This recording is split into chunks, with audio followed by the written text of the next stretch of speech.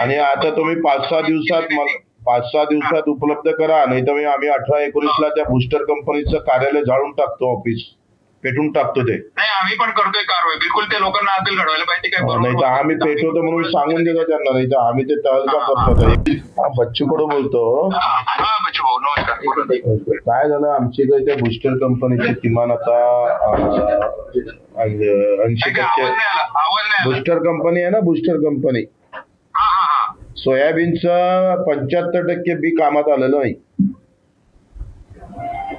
बुलढाणा जिल्ह्यात 690, अकोला जिल्ह्यात 865, अमरावती जिल्ह्यात 633.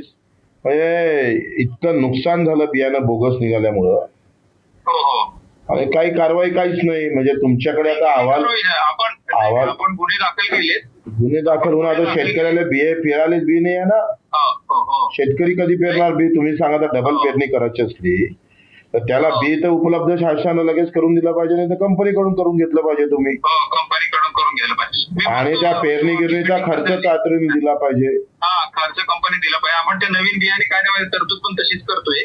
आता उलट आपण ती फार स्ट्रॉंग करतो. मी बघतो तरी पण. आणि त्याची अनुवांशिक चाचणी केली पाहिजे त्या बियाणाची, ज्याच्याकडे आहे त्याची ते चाचणी जर केली तर लक्षात येणार नाही. आणि आता तुम्ही 5-6 दिवसात उपलब्ध करा, नाही तर आम्ही 18-19 ला त्या बुस्टर कंपनीचं कार्यालय जाळून टाकतो, ऑफिस पेटून टाकतो. ते नाही आम्ही पण करतोय कारवाई, बिलकुल ते लोकांना अद्दल घडवायला पाहिजे. काय नाही तर आम्ही पेटवतो म्हणून सांगून देतो त्यांना, नाही तर आम्ही ते तहलका करतो. हे पुढं कुठल्याही कंपनीनं अशा पद्धतीनं धाडस केलंच नाही पाहिजे. बरोबर आयुष्य खतम होतं त्या शेतकऱ्याचं. आपण पूर्ण आपण ते कायद्यात अशी तरतूद करतोय की त्या हंगामाचे पूर्ण पैसे त्या कंपनीला द्यावा लागतील, अशी तरतूद करतोय. आता तर गेलेला मेलेला बिचारे, आता सरकारनं समोर आलं पाहिजे ना. मग तुमचा कायद्यात तरतूद नाही तर सरकारला प्रस्ताव पाठवा मदतीचा, का जेवढं नुकसान शेतकऱ्याचं बियाणामुळे झालेलं आहे ही तर काळजी सरकारची आहे ना. सरकार काय झोपी जातं का?